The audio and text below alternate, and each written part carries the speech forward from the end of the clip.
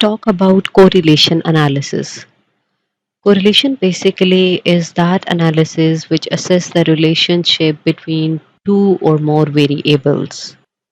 Correlation analysis में हमारे variables usually ratio और इंटरवल स्केल पर जो है असेस किए जा रहे होते हैं, but you can also have variable with two categories but not more than two categories.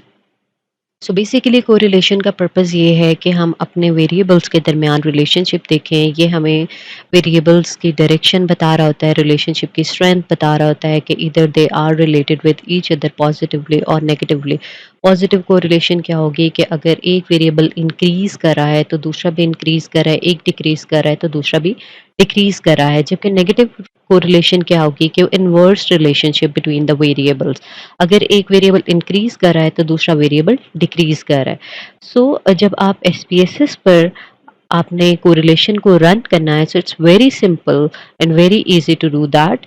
आपने ऑलरेडी जो अपना डेटा कलेक्ट कर लिया है, जितने भी स्केल्स आपके पास थे, जितने भी नंबर ऑफ वेरिएबल्स को मेजर करने के लिए आपने डेटा लिया था, आपने उनका टोटल कंप्यूट कर लेना है and then you will run correlation analysis. Let's go.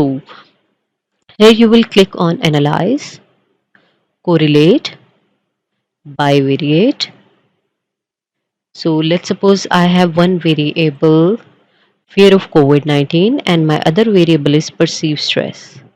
So यहाँ पर by default Pearson product moment correlation use किया गया हुआ है because it's a parametric test जिसमें हमारे जो स्केल है, डेटा है, वो कॉन्टिन्यूस है.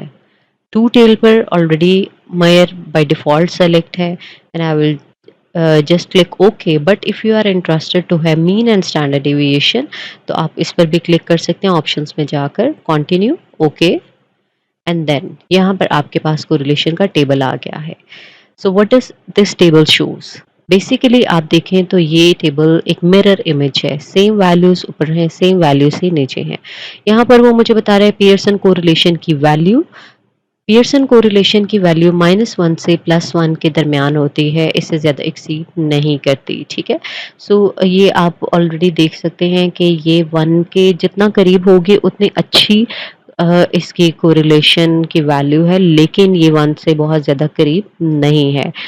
सिग्निफिकेंस टू टेल की बेस पर हम डिसाइड करते हैं कि वेदर कोरिलेशन सिग्निफिकेंस है कि नहीं है. और कौन से अल्फा लेवल पर सिग्निफिकेंट है? हमारे पास 3 अल्फा लेवल्स होते हैं कि मिनिमम हमारा क्राइटेरिया ये है कि 0.05 से लेस देन होनी चाहिए सिग्निफिकेंस टू टेल की वैल्यू, या जिसे हम पी वैल्यू भी कहते हैं. और इसके अलावा 0.01 से लेस देन हो, 0.001 से लेस देन हो. कोरिलेशन जो एसपीएसएस है, इसकी एक लिमिटेशन ये है कि ये आपको 2 अल्फा लेवल तक तो स्टैटिक दे देता है, ऑटोमेटिकली बता देता है कि कोरिलेशन सिग्निफिकेंट आई है कि नहीं आई है. लेकिन थर्ड स्टैटिक आप खुद इस पी वैल्यू को, सिग्निफिकेंस टू टेल की वैल्यू को देख कर रिपोर्ट करते हैं. So here this table shows fear of कोविड-19 का फियर ऑफ कोविड-19 के साथ ऑफ कोर्स नहीं रिलेशनशिप होगा, क्योंकि अपने साथ तो वेरिएबल का रिलेशनशिप नहीं आएगा. उसका रिलेशनशिप हमेशा हम दूसरे वेरिएबल्स के साथ देख रहे होते हैं. तो यहाँ पर फियर ऑफ कोविड-19 का परसीव स्ट्रेस के साथ हम रिलेशनशिप देख रहे हैं.